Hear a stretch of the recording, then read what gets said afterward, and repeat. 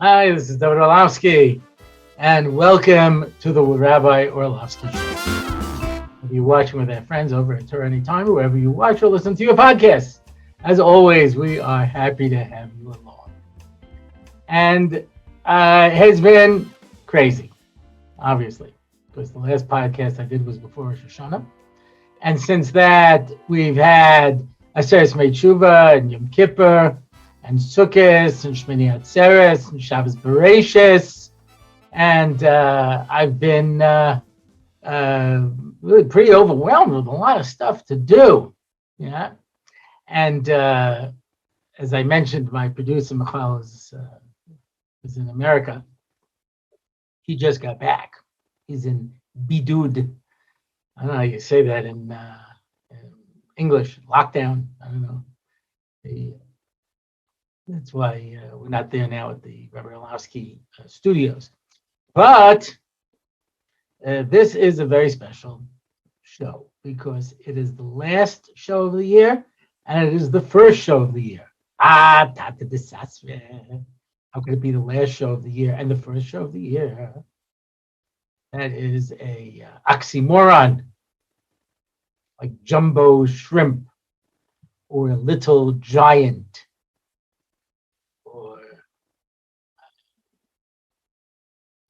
Military intelligence. I don't know. Certain terms that don't seem to make any sense when you put the two of them together. Yeah. So what does that mean? So as it says in the Gemara Rosh Hashanah, Ave Rosh Hashanah. There are 4 Rosh Hashanahs, and you can talk about the new year on different things. Right? You talk about when does the fiscal year begin. We talk about when does the new year for counting regalim begin. We talk about when is the new year where the school starts, beginning of the school year. So there's different kind of things that are used with the concept of the year, of a new year. Tu B'Shvat, the Rosh Hashanah for the trees, judgment for the tree, very holy day. You can find trees dressing up in white, going off to synagogue and praying for a good year and doing things also for good signs, taking a human and dipping him into honey. So they got that idea from us. Anyway, so there's different Rosh Hashanahs. So the Rosh Hashanah, where we start counting our Jewish year, what they call the Jewish New Year, is, of course, Rosh Hashanah. And since the last podcast I did was before Rosh Hashanah, this podcast is the first one of the year. But in Rabbi Orlofsky land, we tell time differently. Because when we started this project 3 years ago, we started it right after Parshas Noach. The first podcast came out of Parshas Noach. Since then, there's been a flood of interest. But anyway, all right, that closes that arc. But the fact is that is our anniversary. And next podcast, we will be celebrating our 3rd anniversary show. 3 years of this. Gadzooks. That is absolutely amazing.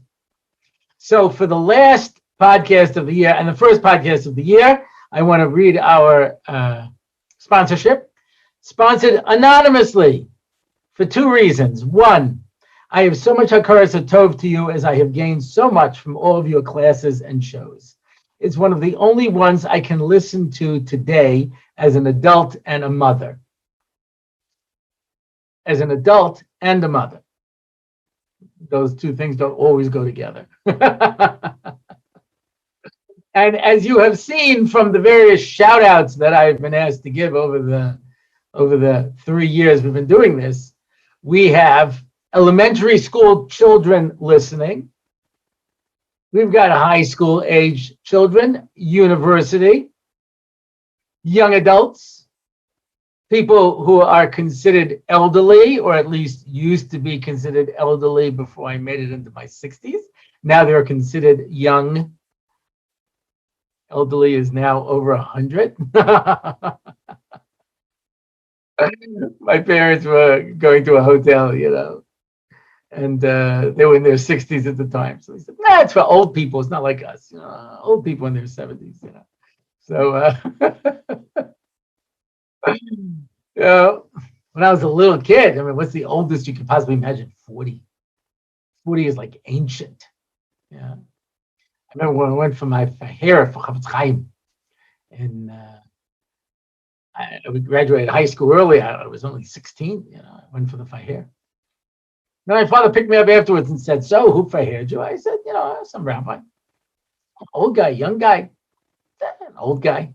I said, how old? I don't know, 40. My father slammed on the brakes. I was like, "How old do you think I am?"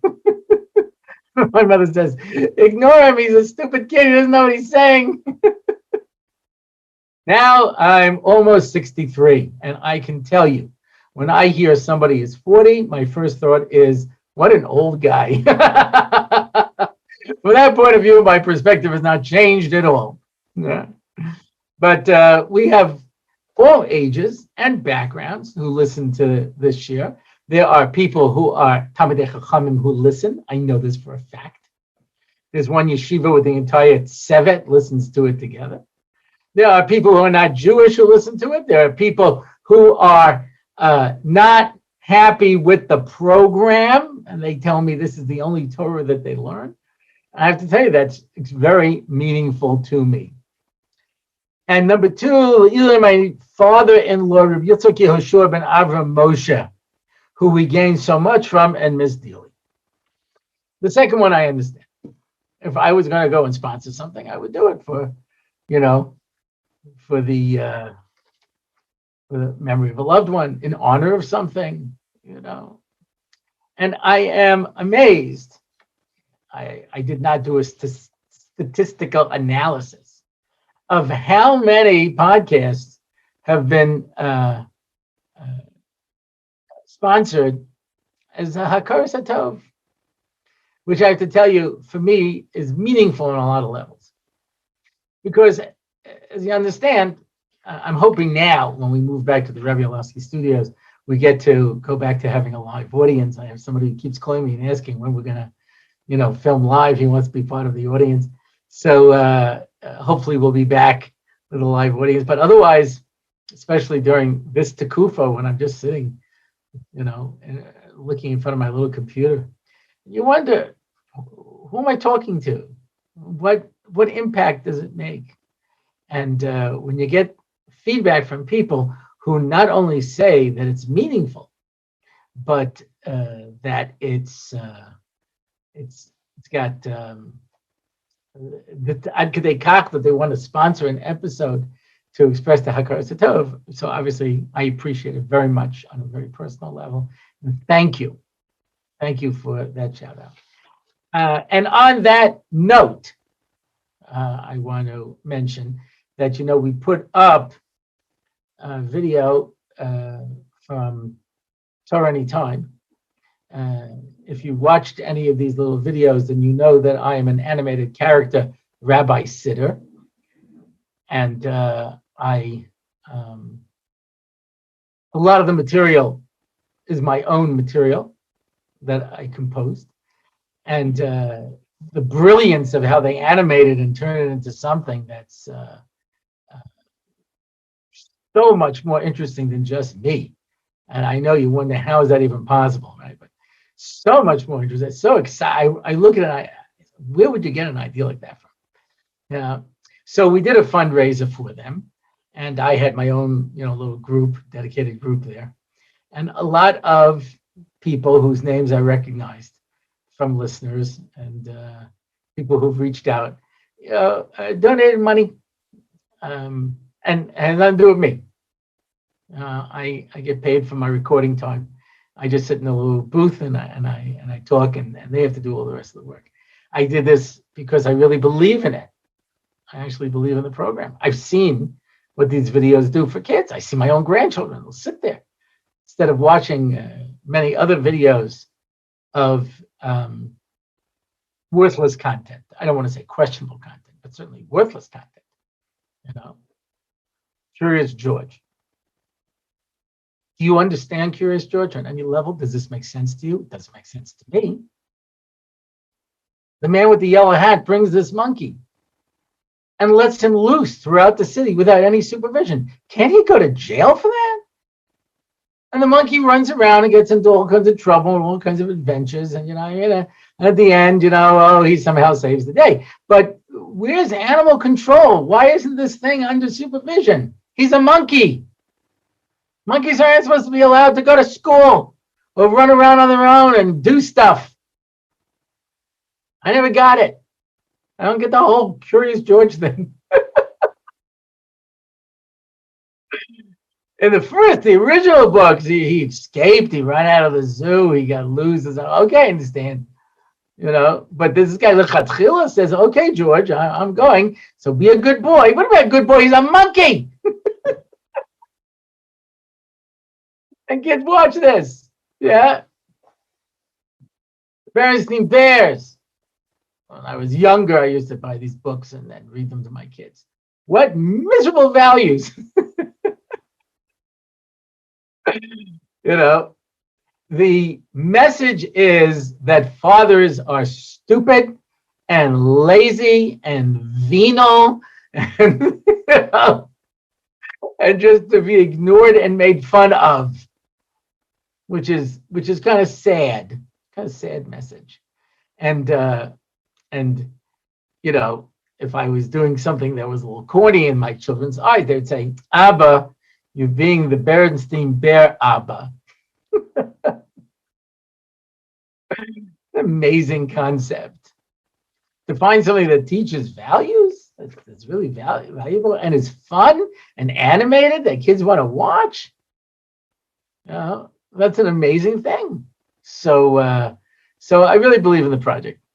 So that more or less brings me to the topic that I wanted to talk about for my last podcast of my year.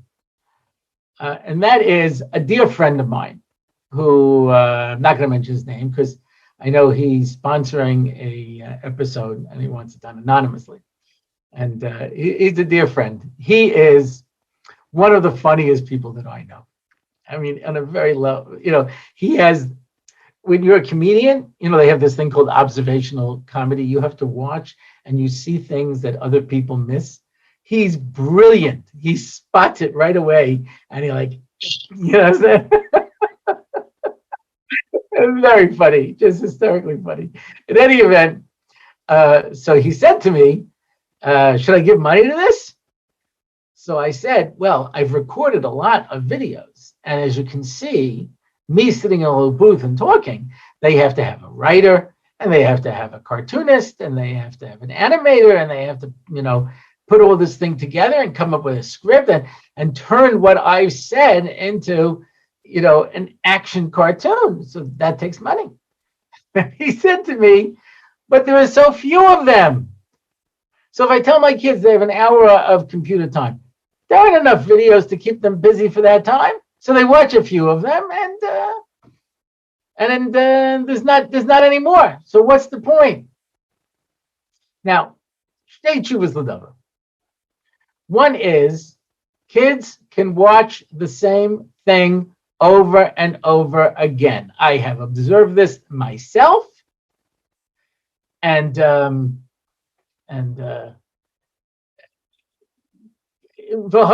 when you have a book, one of these children's books, and you read it to your kid, no sooner do you finish it than they turn back to the beginning and say, again.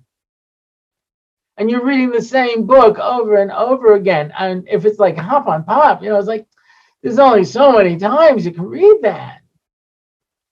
After a while, it starts to become a chore. So you see how parents are going, Curious George went to school and then and everything's fine. Good, goodbye. No, read it for real. Read it for real. And I want to see every picture. 5, 6, 7 times. So one is that when a video comes out, a kid can watch it more than once. Yeah. It's counterintuitive, but it's true that people will often enjoy the same thing. Frank Sinatra, the last 40 years of his life, sang the same 8 songs over and over again. You know, nobody said, "Oh, My Way, I heard that one already." Boo! They wait for it. They anticipate it. There was a comedy group out of England in the 1970s called Monty Python's Flying Circus. It came to America. It was on PBS, on educational television, because it was English humor, and it was not for everybody. Now, I found them hysterically funny. I mean, just hysterically funny. And I grew up in a house with 4 televisions.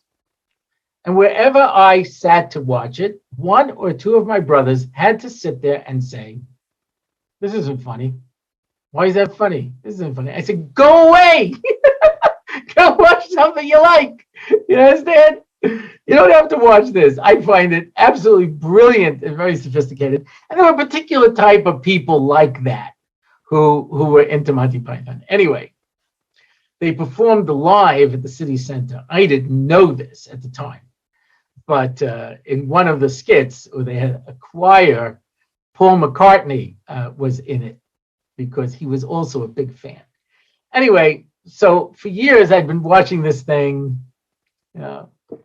So we go to watch them at the city center, and you're filled in a theater with Monty Python crazies. Some of them came dressed up like Mr. Gumby. Mr. Gumby! That's how crazy they were. Anyway, they did all the skits that we already knew, but we didn't care because it was Monty Python and we loved it. Now, one of their most famous skits is the Dead Parrot skit. If you haven't seen it, there's no way to really do justice to it. But basically, this guy walks into a pet store. He had bought a parrot, and he says, "The parrot is dead." And he says, "Yeah, no, he's resting." He says, "He's resting?" He said, "I'll wake him up then. Hello, Polly. Wake up, Polly." There was a stuffed parrot. He says, "No, you stunned him." What? He was just waking up and you stunned him. He goes, "Don't tell me this. It's a dead parrot. If you hadn't nailed it to the perch, it would be pushing up daisies." And you get the idea, more or less. I can't really do justice to it. But this is the Dead Parrot skit. It's one of the most famous skits. Anyway, 3 times during the show, John Cleese walks out with a cage with a dead parrot. And the crowd goes wild, and he walks off stage. Everyone knew the skit by heart, but they were waiting for it. The anticipation of it was so exciting. Yeah, I can't wait. So there's that sense. And then after the show ended, and the house lights come on, and we're getting ready to leave, he walks out and they do the parrot sketch. I'm saying that people heard the song already, people saw the skit already, people that they something that you enjoy, you can do it over and over again. And I happen to think that the Rabbi Sitter videos are just so much fun that kids can watch them over and over again. Now, obviously, as we add to the repertoire, it becomes better and better. Let me take it further. You go to a chasana today or Simchas Torah. Nobody can sing a song for more than 3 or 4 minutes. Sometimes less. Because they grow bored. It doesn't mean anything. When I was growing up, you'd go to yeshiva, they would sing a song on Simchas Torah for 45 minutes straight. And everybody was into it. And the more they sang it, the more meaningful it became. Shemona Esrei, we say the same exact Shemona Esrei 3 times a day for over 300 days a year. Year after year after year. And I hear people complain, "No, can't we say something else?" No. There's a lot in here. And the more you go over it, the more meaningful it becomes. I may have told this story at one point. Rabbi Shapiro was makabel from Rav Hutna and the Brisker Rav that Kavod Torah is very important. And he maintained Kavod Torah, even though himself was a very warm and friendly person. But he had to maintain Kavod Torah. That was their sheet. Rabbi Kramer told me when he was a little boy, he met Rav Hutna in camp. And he was talking to him and schmoozing him, he was very friendly, you know. So he says, oh, I'm going to try Al Chaim Berlin because he's such a nice rabbi.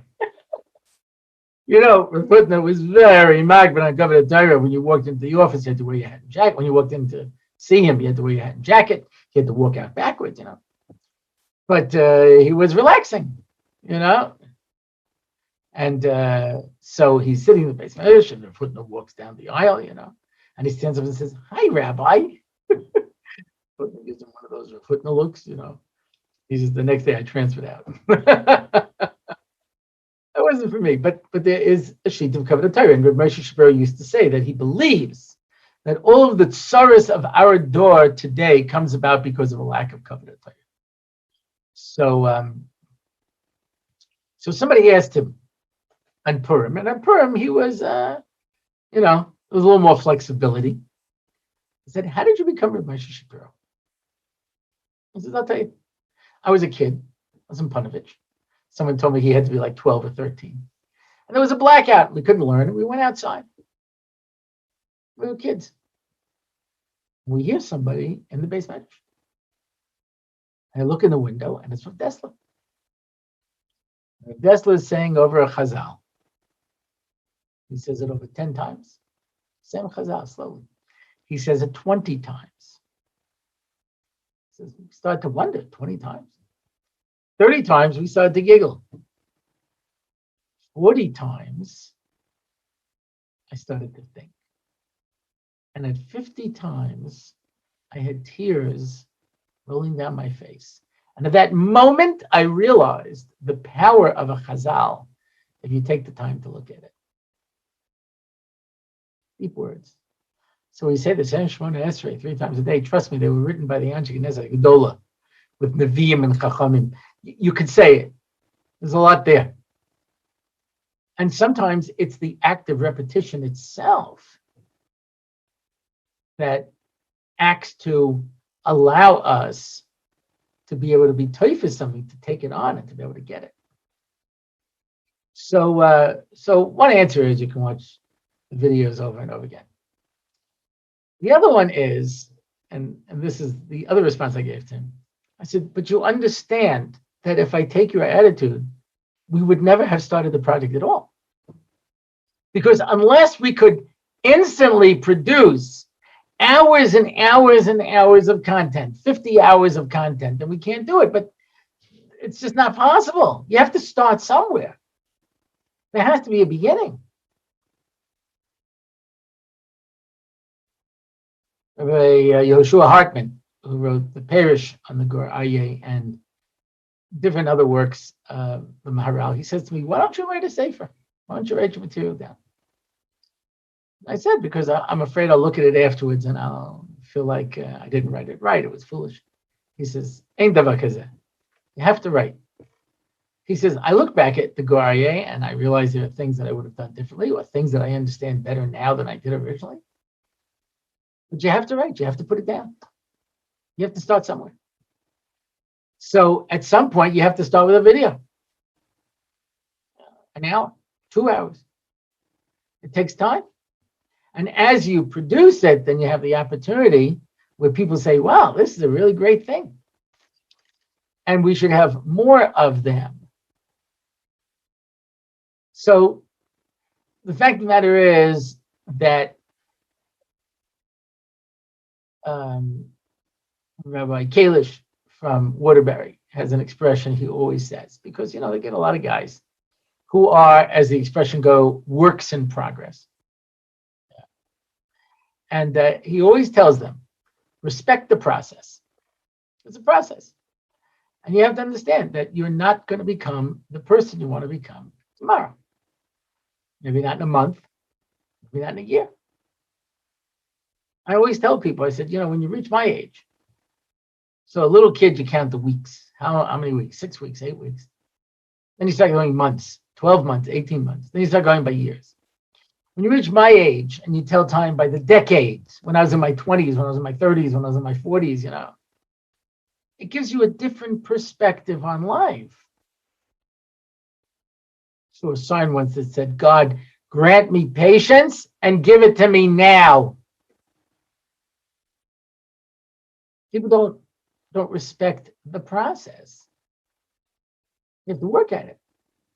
Anything good takes effort, takes time. I know a guy who was a concert flutist. I asked him once, I said, hey, I never see you play the flute like Yeshiva Simcha or something. And he said to me, if you don't have 8 hours a day to practice, it's not worthwhile. 8 hours a day. When I was a magician, I was younger. So one of the things that all the magic things tell you is you have to learn how to palm a coin. Palming a coin means essentially taking a coin and holding it in your palm, hence the term palming, long enough so that the muscles develop around it. So you have to carry it with you all the time. This is a coin. This is my hand. Yeah. And you have to hold it like this all the time. Whether you're talking, if you take a drink, whatever you're doing, you have to keep the coin in your hand. Now, a neophyte magician goes like this. And he says, and he keeps looking at his hand. So it's quite obvious there's something there. Whereas a real magician will take that coin, I hope you can see the coin, and he will toss it in the other hand, and it will disappear. Where is it, in fact? Still in this hand. But because you do it in such a confident way. Anyway, the point is, in order for that trick to work, you have to be able to keep it in your hand all the time. Now, I was not a great magician. I was a great entertainer. I used the tricks to be able to, do other things. I see people do card tricks. I know what it takes to do it. It's unbelievable. I once bought this trick where basically you take a short rope, a long rope, and a very long rope, and you put the three of them together, and you boom, and they turn all the same size. I know the trick is done. I tried doing the trick a few times. It was boring. I saw this guy perform this trick. He did it in my house for me. It looked like magic, mamish magic, and I know how it's done. That's how complete the illusion was. And I said, how did you do that? And he says, I used to hang out at the magic store. And whenever the guy running it, who was a magician, had some spare time, he'd say, yeah, come, kid, we'll work on this trick. And I spent hours and hours mastering that trick. Wow. That's unbelievable. My go-to speech for a new group is always my Why Be Jewish, which is basically the introduction to Mesilas Yesharim. And I've given this speech definitely over 100 times, maybe more. And I still enjoy it. Like I was talking about a kid watching the same video over again. I laugh each time because it's just that much fun. Yeah, you can find it, I'm sure, online somewhere. But when I given it so many times that I have had time to work on the nuances, and the pauses, and it becomes very professional because the more you do it, the better you get at it. So anything that you want to do is obviously going to take time and effort, and there's no way. You got to respect the process. You're not going to be able to sit down and in a little room by yourself develop 100 hours of Torah programming. You got to start somewhere. We just started Shnai Mikra Echad Tagnim. Baruch Hashem, I've been doing it for many years.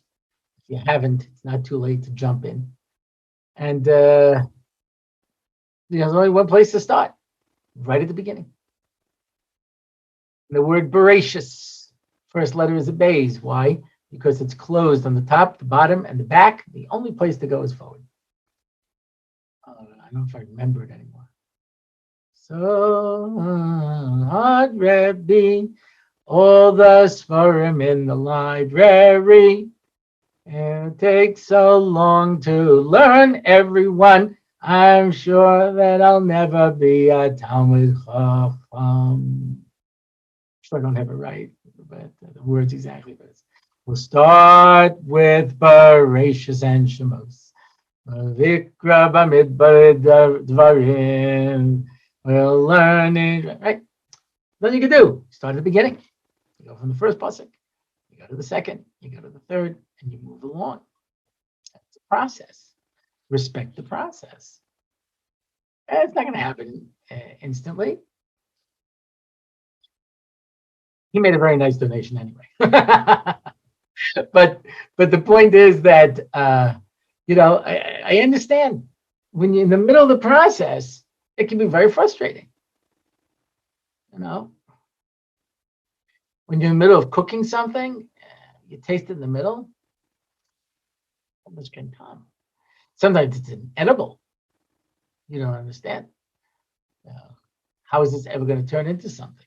The longer you cook it, the better it gets, the more that it becomes what it's supposed to become. It's a process. Yeah. They wanted to make Reb Chaim Oizer the Rav of Vilna, which was called the Yerushalayim of Europe. He was only, I think, 18 years old. So they said, we would love to make you the Rav, but you're very young. He says, I agree that it's a problem. But you'll find that some problems are solved with time.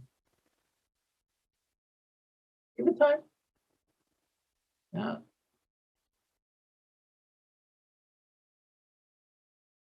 I have a dear friend who my seminary class many years ago. And she had trouble finding a shidduch. And I davened with her and went through all the agonizing decisions that all the singles have to make, and went through all the war stories, etc. She got married. She had a baby. She said to me, I never thought I'd live to see this day. I talked to parents who had kids who went off the derech. And they come back. They become frum, they get married, they have kids, and they say, if I knew there would have been an ending, I could have handled it all, but you just don't know. You just don't know. Respect the process. It takes time to do things. And so, even though I do this podcast, I've done now for 3 years, if I miss a week. So some people, they always write, they're concerned, are you all right? Is everything okay?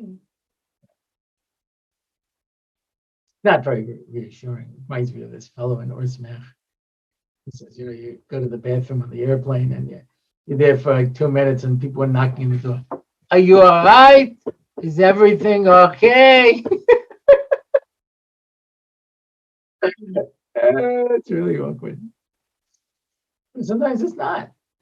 Some things take time. You have to respect the process.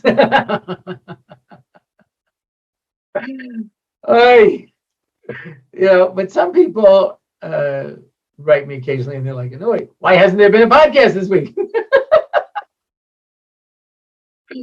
I'm not getting what I'm not paying for. Ay, ay, ay, ay, ay. So that does not deter me. It's a sobering fact for me that there are thousands of people who listen to this.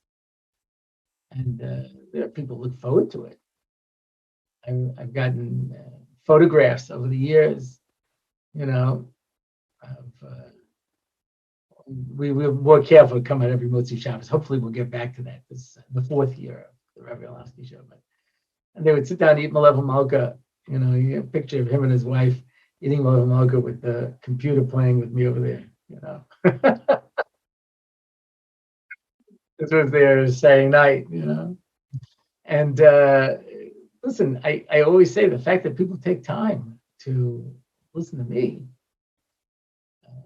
whatever I have to say, you know. And we have a special treat on the anniversary show that somebody did. I'll talk about next one. But the fact that there are people who feel, like I say, you know, there are people who feel a real attachment to this beyond me, and that is extremely meaningful to me. And sometimes I'm better, and sometimes I'm worse. And maybe now that producer Michal is back in the country, we'll get things a little bit more organized. But in the meantime, as we end the year on the Rabbi Orlofsky show, a special thank you to all of my sponsors. A special thank you to all of my listeners. A special thank you to all of my missionaries. I have missionaries out there. A young man came to see me. I say young man, he was in high school. And he says he downloads, his father has internet at work. They live in Lakewood. He downloads it onto his device and he copies it to all of the other boys in the yeshiva's device. I have missionaries out there spreading the word. And so just tremendous hakaras hatov. And with that, we end. I had a tremendous chus this Simchas Torah. It's made Chassan Torah. Chassan Torah is the one who finishes the Torah. So this show is my Chassan Torah for year 3. And again, from the bottom of my heart, I thank everybody who listens and participates. Listen, I know a lot of people who are dying to have a podcast that anybody will listen to. And they like send it around to their friends and they try to get people to listen. And, you know, and the fact that you take out time from your schedule to listen to anything that I have to say is to me a tremendous thing for me. And I hope all of us together are doing some good things. And that's it for this episode. And that's it for year 3 of the Orlofsky Show. You want to find out more about this show, you can go to my website, RabbiOrlofsky.com. You could leave a comment, sponsor an episode, listen to the theme song again, download it, get the lyrics, and you can see past episodes, find out all kinds of interesting things, make comments. And that's it for year 3. I'm Dovid Orlofsky, and this is the Rabbi Orlofsky Show.